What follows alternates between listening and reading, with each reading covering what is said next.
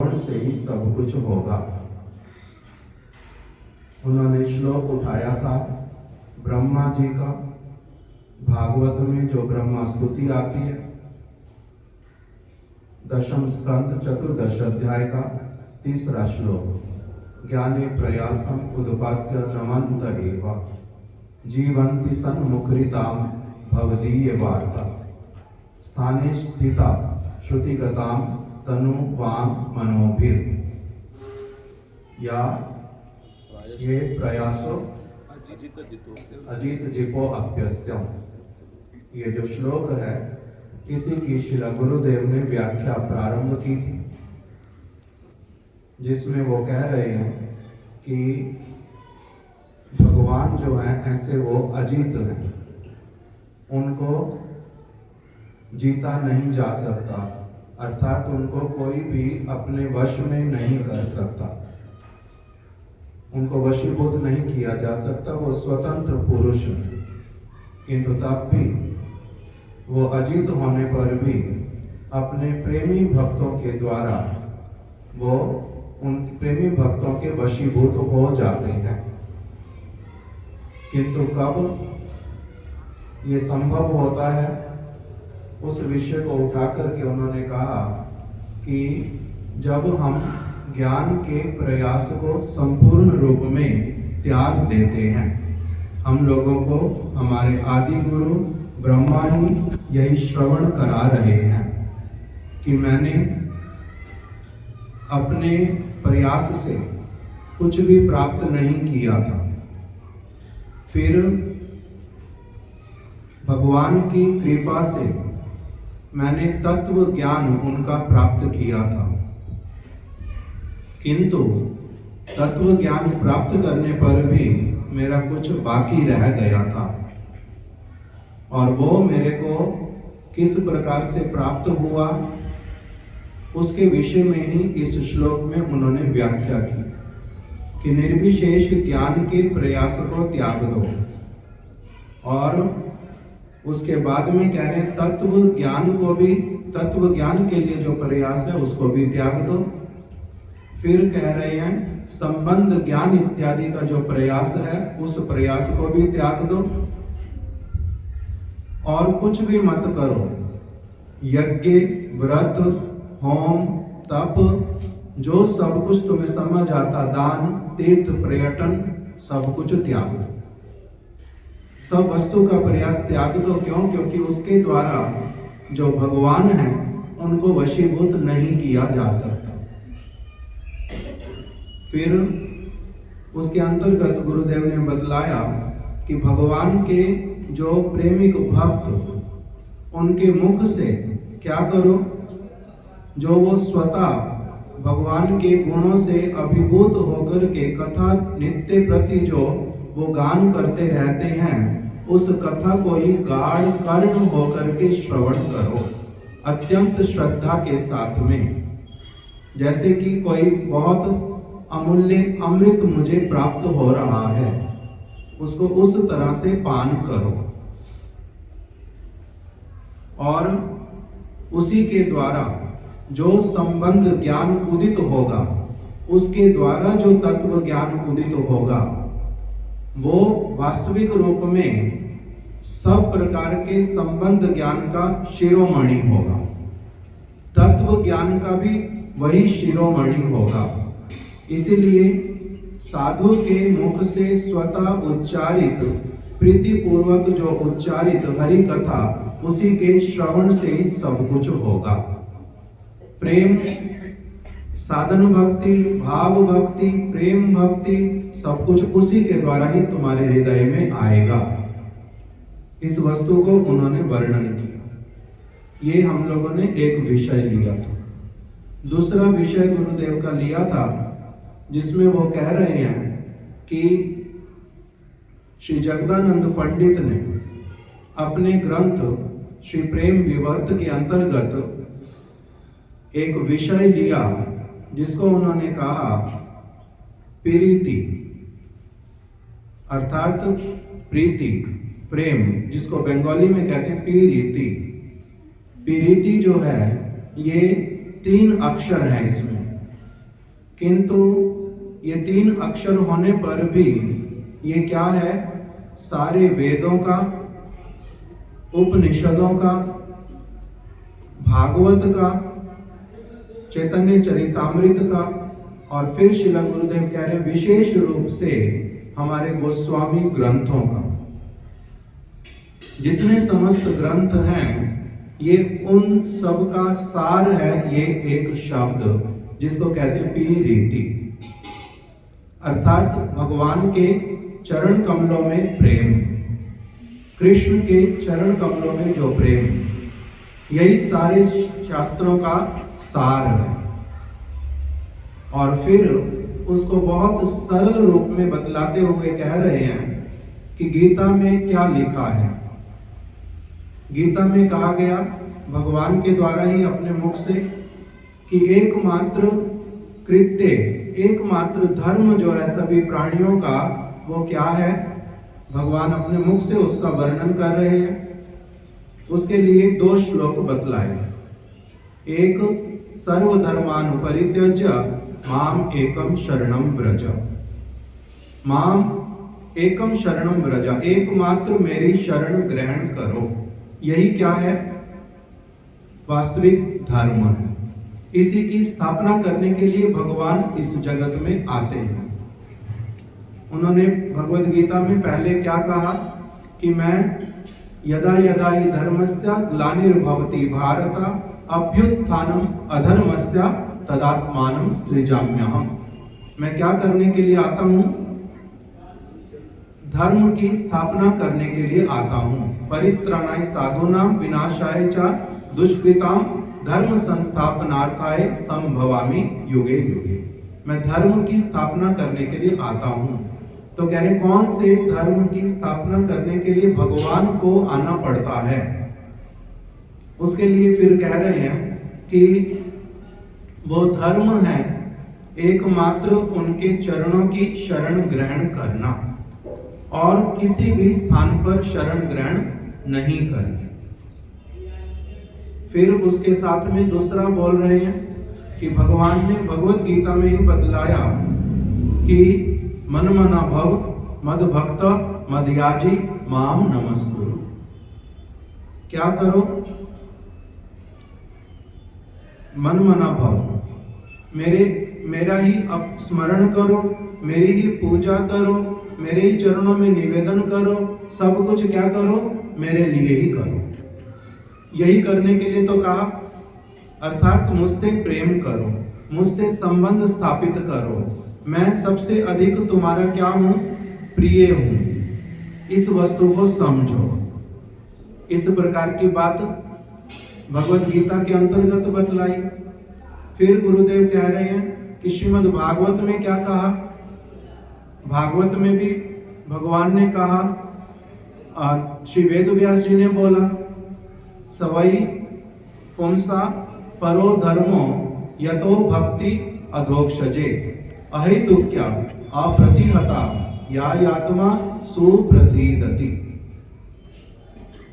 क्या करने के लिए वहां पर क्या है, कहा गया है, सभी प्राणियों के लिए ऐसी वाली भक्ति करनी है, ऐसे वाली सेवा करनी है, ऐसे वाली प्रेममय सेवा करनी है जो कैसी होएगी, जिसका कोई हेतु नहीं होगा इस जगत की किसी वस्तु का, जिसका कोई जागतिक हेतु नहीं होगा, अहेतुक होगी वो, अर्थात उन्हीं के सुख के लिए, उन्हीं की प्रसन्नता के लिए केवल होगी।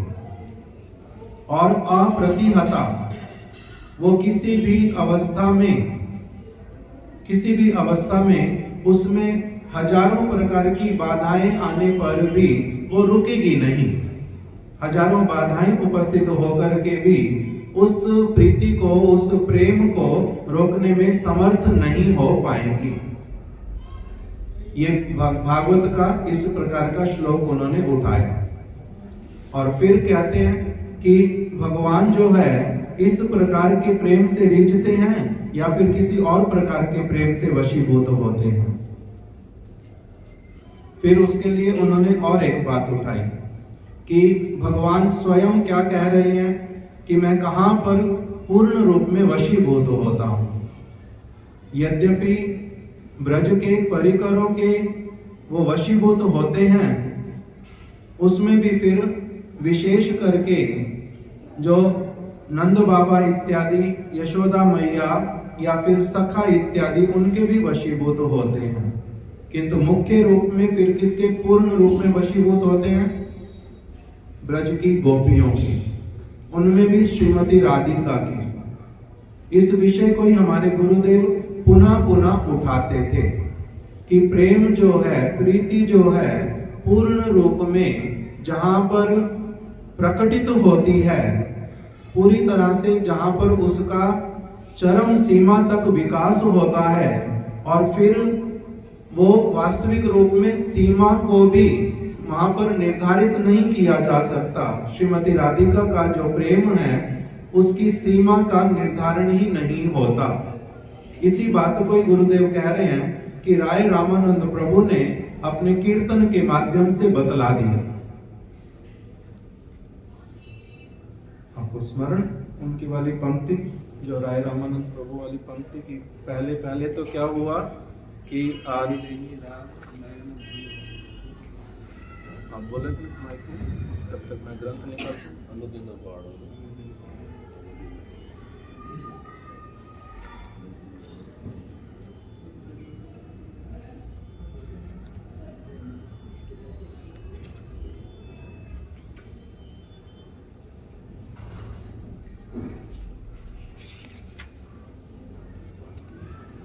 उसमें कह रहे हैं कि राय रामानंद प्रभु ने इस प्रेम के विषय में क्या कहा है। वो कह रहे हैं, पहले ही राग नयन भंग भेला, अनुदिन बाढ़लो अवधि ना गेला। कि जो पहले यद्यपि इस जगत में जब भगवान की लीला प्रारंभ होती है, कृष्ण की लीला, तो उसमें कभी ना कभी इस प्रकार का होता है कि प्रथम बार श्री कृष्ण का अपनी प्रेयसी श्रीमती राधिका को देखना होता है। श्रीमती राधिका कृष्ण को पहली बार देखती हैं, तो इसलिए कह रहे हैं कि उसके अंतर्गत क्या राय रामानंद प्रभु वर्णन कर रहे हैं कि पहले ही राग नयन भंगे भेला, केवल मात्र दृष्टि भंगी के माध्यम से प्रेम जो है वो उत्पन्न हुआ, और फिर अनुदिन बाढ़ लो, प्रतिदिन वो क्या होता जा रहा है? वर्धित होता ही जा रहा, वर्धित होता ही जा रहा, और अवधि ना गेलो, उसकी जो सीमा है वो कितनी मात्रा तक वर्धित हो सकता है, कह रहे उसकी कोई था नहीं पा सकता, उसकी कोई था नहीं पा सकता। तो इसलिए गुरुदेव कह रहे हैं कि ये जो प्रेम श्रीमती राधिका का, जिसकी था नहीं पाई जा सकती, उस वस्तु को कौन वर्णन कर पाएगा? किसके द्वारा संभव होगा उस वस्तु को वर्णन करना? कहते हैं औरों का तो कहना ही क्या, जो शुद्ध भक्तों में से भी सर्वोत्तम श्रेणी के भक्त हैं, उनकी वाणी भी इस वस्तु को बोलते बोलते मौन हो जाती है और कहती है कि क्या वर्णन किया जाए इस वस्तु का, कैसे इसका वर्णन करें। कुछ वर्णन, जैसे श्रीमती राधिका, वो तो अपने प्रेम का वर्णन अपने मुख से नहीं करती हैं, गुरुदेव कह रहे हैं, और जानबूझ करके नहीं करती हो ऐसा भी नहीं है। उनका प्रेम का एक स्वाभाविक लक्षण जो है, अप्राकृत प्रेम का स्वाभाविक लक्षण ही यही है, वो जितना अधिक जिसके हृदय में उत्पन्न होता है, उसको उतना अधिक लगता है कि मेरे में ये इतना कम है। ये प्रेम का लक्षण है। इसलिए गुरुदेव कह रहे हैं, यदि किसी को लगे कि मेरा कृष्ण के प्रति प्रेम है, तो इसका अर्थ समझ लेना पड़ता कि अभी सतह तक को भी स्पर्श नहीं किया है, स्पर्श ही नहीं किया, इसलिए ऐसी भावना आ सकती है। अन्यथा जिसका जितना अधिक वर्धित होता है उसको उतना अधिक क्या लगता है कि ये मेरे में है ही नहीं। तो इसलिए कह रहे श्रीमती राधिका तो अपने मुख से क्या कह देती हैं, ना प्रेमो गंधो अस्ति, मुझ में तो प्रेम की गंध मात्र भी नहीं है। तब फिर उनका जो प्रेम है उसको फिर इस जगत में प्रकाशित कौन करता है, उसको प्रकाशित करता कौन है, कौन कर सकता है और कितनी मात्रा में कर सकता है। कह रहे हैं कि जहां पर कृष्ण भी मौन हो जाते हैं वो भी था नहीं पा पाते। जहां पर ललिता विशाखा इत्यादि सखियां जो हैं जिनको प्रेम की बहुत ऊंची परिपाटी का ज्ञान है वो भी वहां पर मौन हो जाती हैं, नहीं वर्णन कर पाती।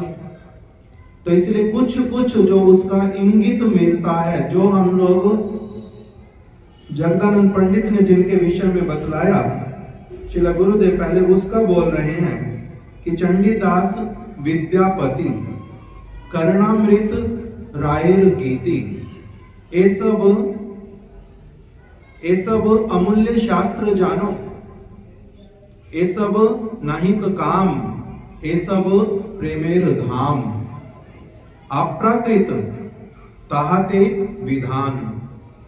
कह रहे जगदानंद पंडित ने हम लोगों को बतलाया किसके विषय में, श्री चैतन्य महाप्रभु के विषय में, जो श्रीमती राधिका के भावों को लेकर के, राधा जी की अंग कांति को लेकर के, जिन्होंने उस प्रेम को आस्वादन करने की इच्छा की, उन्होंने भी यही बोला ना प्रेमो गंधो अस्ति। किंतु उनके अत्यधिक निकट में रहने वाले श्री जगदानंद पंडित ने उन्हीं की इच्छा जान करके थोड़ा थोड़ा कुछ इस जगत वासियों को स्पर्श करवाया कि महाप्रभु के हृदय में किस प्रकार का प्रेम है। अन्यथा हम लोग उस वस्तु को दूर दूर तक स्पर्श भी नहीं कर पाते कभी भी। उन्होंने जगदानंद पंडित ने कहा कि श्री चैतन्य महाप्रभु पुनः पुनः श्री चंडीदास जी के द्वारा रचित जो अप्राकृत प्रेम की वार्ताएं, उसको उन्होंने लिख करके रखा है कुछ कुछ। चंडीदास विद्यापति, श्री विद्यापति जी, उनके कीर्तनों में इस अप्राकृत प्रेम की कुछ कुछ बात है। कर्णामृत श्री कवि कर्णपुर गोस्वामी, उन्होंने कुछ कुछ लिख करके रखा है। और फिर रायर गीति श्री राय रामानंद प्रभु ने, उन्होंने इस प्रेम को कुछ कुछ अपनी वाणी के माध्यम से स्पर्श किया है।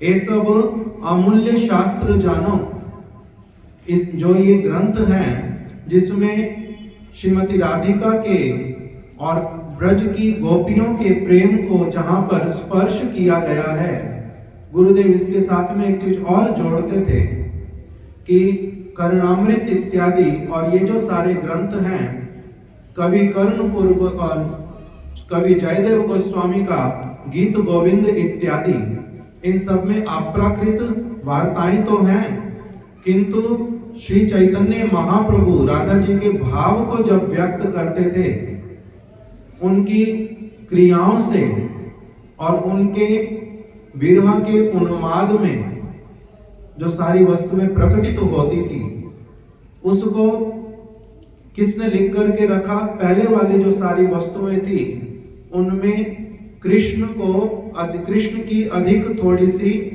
उसमें प्रधानता थी, किंतु फिर महाप्रभु के मत अनुसार श्री प्रबोधानंद सरस्वती पाद ने उन्होंने लिख करके रखा श्री राधा रस सुधा निधि। उसमें जो विचार व्यक्त हुए और जो रूप गोस्वामी पाद, श्रीला रघुनाथ दास गोस्वामी इत्यादि ने जो प्रकटित किया, कह रहे वो क्या है? उस प्रेम का थोड़ा थोड़ा उसमें स्पर्श कराया गया है। ये सब अमूल्य शास्त्र जानो, ये अमूल्य वस्तुएं हैं, साधारण वस्तुएं नहीं हैं। ये सब नाहिक काम, इन सब में प्राकृत जगत का तो कहना क्या, गुरुदेव कह रहे हैं प्राकृत इस जगत का, जड़ जगत का जिसमें हम लोग रहते हैं, इस प्राकृत जगत के काम की तो उसमें बात ही क्या।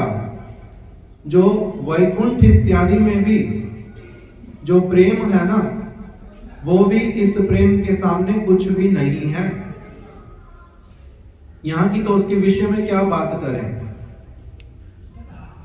तो कह रहे हैं उस वैकुंठ के भी जो सर्वश्रेष्ठ, जो प्रकोष्ठ, उसमें ये वार्ताएं थोड़ी थोड़ी करके स्पर्श होनी प्रारंभ होती हैं।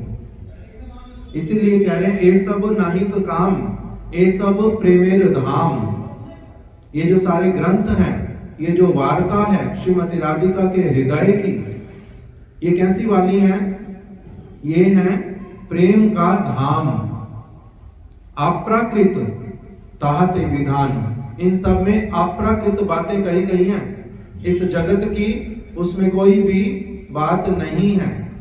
इसीलिए जो शास्त्र हैं, जड़ जगत के व्यक्तियों को इस बात को जब बतलाने जाते हैं तो वो भी क्या कर देते हैं, बहुत स्थानों पर संकुचित हो जाते हैं कि हम बोलेंगे प्रेम की बात को और ये लोग क्या समझ लेंगे, जगत की बात के साथ में उसकी तुलना करेंगे, कैसे इस वस्तु को बतलाएं। इसलिए गुरुदेव उदाहरण दे रहे हैं उसमें 3-4। एक उदाहरण दिया गुरुदेव ने कि द्रौपदी जो कि पांचाली, 5 पांडवों की पत्नी जो कहलाती हैं, द्रौपदी, कृष्ण उनको क्या कह करके पुकारते थे? सखी। तो गुरुदेव कह रहे हैं उनके 5 पति हैं, द्रौपदी के 5 पति हैं और कृष्ण फिर उनको पुकारते हैं सखी। और वहां पर सखी शब्द का जो अर्थ है वो क्या है? क्या इस जगत में किसी के पति के समक्ष कोई और व्यक्ति उनकी पत्नी को यदि सखी कह करके पुकारे तो इसका अर्थ जगत का जिनका मस्तिष्क है वो क्या विचार करेंगे कि ये क्या है? किंतु वहां पर द्रौपदी को कृष्ण के द्वारा सखी कहना, इसके भावार्थ को कौन सी चित्त वृत्ति वाला व्यक्ति जो है वो धारण कर पाएगा? फिर दूसरा उदाहरण दे रहे हैं कुंती देवी। कह रहे कुंती कौन है? अगर जगत के संबंध के अनुसार देखें तो वो कुंती कृष्ण की बुआ लगती है, कृष्ण की बुआ लगती है। और उनका बाहरी रूप में क्या देखा जाता है कि कृष्ण के प्रति उनका वात्सल्य प्रेम जैसा है, किंतु उनके हृदय में वो क्या विचार करती हैं कि ओ ये वास्तविक रूप में मेरे प्राण वल्लभ है। तो कहते हम समझेंगे इस बात को, हम लोग इस बात को जस्टिफाई भी कर पाएंगे। जगत का जो सारा हमारा एक योग्यता है, समझ है हमारी, उसके अनुसार क्या ये समझ आएगा? तो कहते हैं नहीं। फिर कहते हैं उत्तरा देवी, वो कौन है? कृष्ण की। गुरुदेव वर्णन कर रहे हैं विस्तार से, उसके अंतर्गत कह रहे हैं कि ऐसा समझ सकते हैं कि वो उनकी पोती जैसी हैं, वो इनसे इतनी छोटी हैं। और उन्हीं का ही पुत्र परीक्षित महाराज उनको उपदेश कर रहा है कि हे माता, कृष्ण के प्रति गोपियों जैसा जो भावना है, गोपीजन वल्लभ, उस रूप में आप कृष्ण का सदैव भजन करो, ये मेरा आपसे निवेदन है। तो कह रहे कौन समझेगा इस वार्तालाप को? फिर और एक उदाहरण दे रहे हैं, कह रहे परीक्षित महाराज, उन्होंने सुखदेव गोस्वामी की कथा सुनी 7 दिन और साधु के संग के प्रभाव से उनका उनका तो कुछ वैसे ही था नहीं, जगत का आसक्ति या फिर जगत की समस्त वासनाएं, जिनको भगवान ने गर्भ में ही क्या किया था, अपना दर्शन दिया था, उनकी रक्षा की थी। ऐसे वाले परीक्षित महाराज परम भक्त थे। तो कह रहे हैं वैसे तो वो परम भक्त थे ही, फिर शुकदेव गोस्वामी जैसे साधु का संग प्राप्त करके उनकी चित्त वृत्ति जैसी उन्नत हुई, उन्नत होते होते उसने किस प्रकार की उसने किस प्रकार के आकार को धारण किया, किस प्रकार की वृत्ति को उन्होंने ग्रहण किया, वो क्या वृत्ति थी, उसके लिए गुरुदेव कह रहे हैं कि जो हम लोग कृष्ण मंत्र, कृष्ण गायत्री करते हुए जो भावनाएं आती हैं कि कृष्ण कौन है, गोपियों के प्राण धन हैं, श्रीमती राधिका के वल्लभ हैं, वो परम सेवनीय हैं, ये जो सारे विचार आते हैं वो परीक्षित महाराज जी के मन में आने लगे और वो उसी के अनुरूप उनकी आराधना करने लगे। तो कह रहे एक पुरुष होकर के, पुरुष का शरीर है उनका, पुरुष का शरीर होकर के इस प्रकार की समस्त भावना को पुष्ट करना अपने हृदय में, क्या हम जगत के वासी इन बातों को समझ पाएंगे? ये प्रेम कैसा है? तो कह रहे हैं इस प्रेम को श्री चैतन्य महाप्रभु जड़ देह से जिनका पूरी तरह से आविष्टता, जड़ देह के प्रति दृष्टि जिनकी पूरी तरह से चली गई है, उनको ये बातें समझ आनी प्रारंभ होती हैं। साधु संग जिनका हो बहुत विशेष रूप में, जो श्रद्धा पूर्वक आसक्ति के साथ में साधु संग करें, उनको फिर क्या होता है, ये सब विचार समझ आते हैं।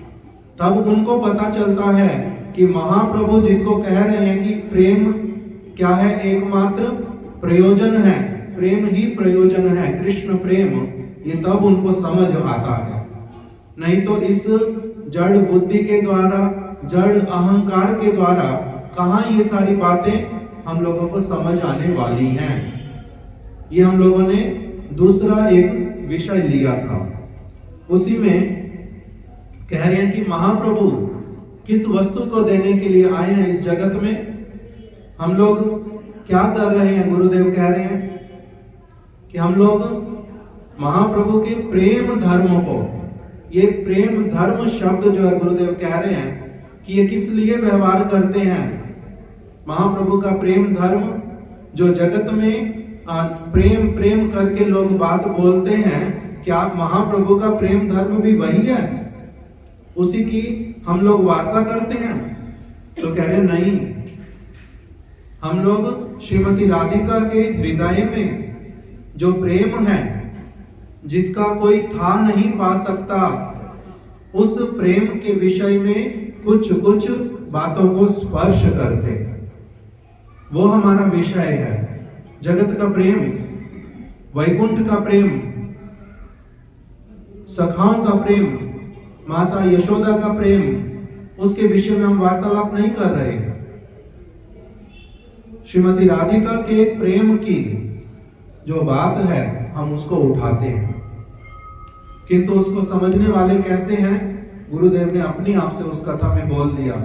मुक्ता नाम अपि सिद्धा नाम नारायण पारायणा सुदुर्लभा प्रशांत आत्मा कोटिष्वपि महामुनि।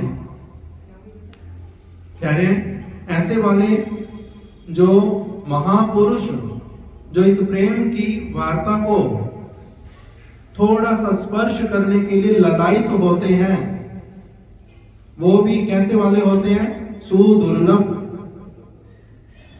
करोड़ों अरबों में कोई एक ऐसा मिलता है जो इस प्रकार की वार्ता को धारण करने के लिए विशुद्ध रूप में इच्छा करता है, ललायित हो उठता है। कितने लोग होंगे ऐसे वाले? कहते हैं विरले, विरले लोग हैं। इसलिए दूसरा एक उन्होंने उसी में से ही प्रसंग उठाया, प्रेम विवर्त में से। उसके लिए कह रहे हैं कि स्त्री पुरुष विवरण जे किछु ताहि वर्णन से सब उपमा मात्र सार। कह रहे हैं जब ब्रज की वार्ता श्रवण करते हैं ना, उसमें जब कृष्ण का नायक